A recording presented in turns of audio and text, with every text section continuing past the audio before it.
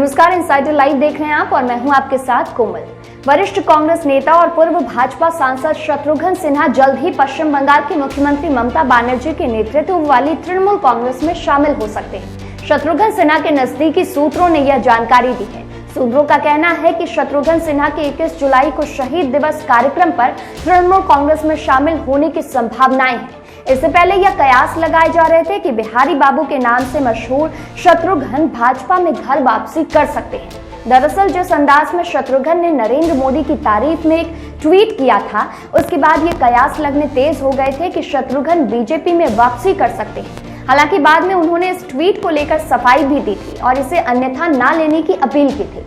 इससे पहले वह मोदी विरोध के कारण ही भगवा दल से बाहर हुए थे, लेकिन सूत्रों का कहना है कि वह फिलहाल टीएमसी से ज्यादा जुड़े हुए हैं, जो हालिया दिनों में भाजपा पर भारी पड़ी है और ममता बनर्जी 2024 आम चुनाव में पीएम मोदी के सबसे मजबूत प्रतिद्वंदी के तौर पर उभरकर सामने आई है। सूत्रों का यह भी कहना है कि पटना साहिब सीट से 2 बार भाजपा सांसद रहे शत्रुघ्न सिन्हा के टीएमसी में जाने की पटकथा लिखने में अटल बिहारी वाजपेयी सरकार में वित्त मंत्री रहे यशवंत सिन्हा की अहम भूमिका है, जो इस समय टीएमसी के राष्ट्रीय उपाध्यक्ष हैं।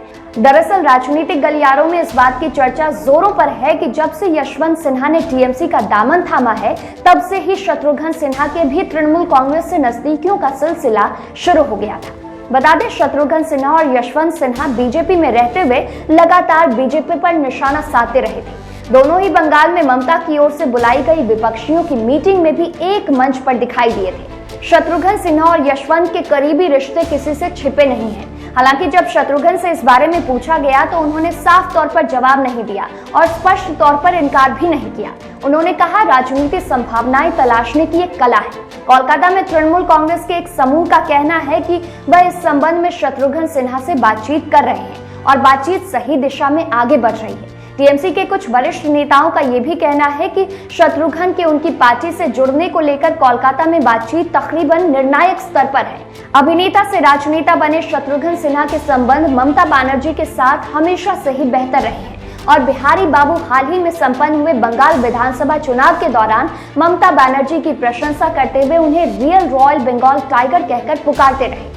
बता दें, शत्रुघ्न सिन्हा ने 2019 में बीजेपी का साथ छोड़ कांग्रेस का दामन थाम लिया था। बीजेपी की टिकट से जीतकर वे 2 बार पटना साहिब से सांसद बने थे और जब 2019 में कांग्रेस की टिकट पर लड़े तो वरिष्ठ भाजपा नेता रविशंकर प्रसाद से वे हार गए थे और कांग्रेस ने उन्हें कोई बड़ी जिम्मेदारी नहीं दी।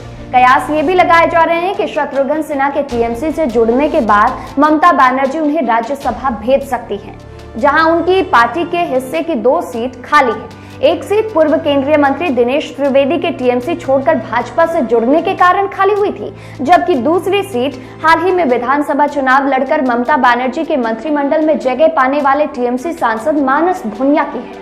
बता दें, पीएम मोदी को 2024 में करारी टक्कर देने की घोषणा कर चुकी ममता बनर्जी पहले ही कह चुकी हैं कि वह अपनी पार्टी के पश्चिम बंगाल से बाहर भी बृहद भूमिका तैयार करेंगी। यही वजह है कि ममता ने अपनी तैयारियां शुरू कर दी है। इसके लिए ममता ऐसे बड़े चेहरों को अपनी पार्टी में शामिल कर रही हैं जो मोदी की विचारधारा से सहमत नहीं है। ऐसे में माना जा रहा है कि ममता बनर्जी ने इसकी शुरुआत बिहार से कर दी है। इसी कारण कोलकाता से यशवंत सिन्हा के बाद बिहारी बाबू के तौर पर वह दूसरा बड़ा चेहरा जोड़ रही है।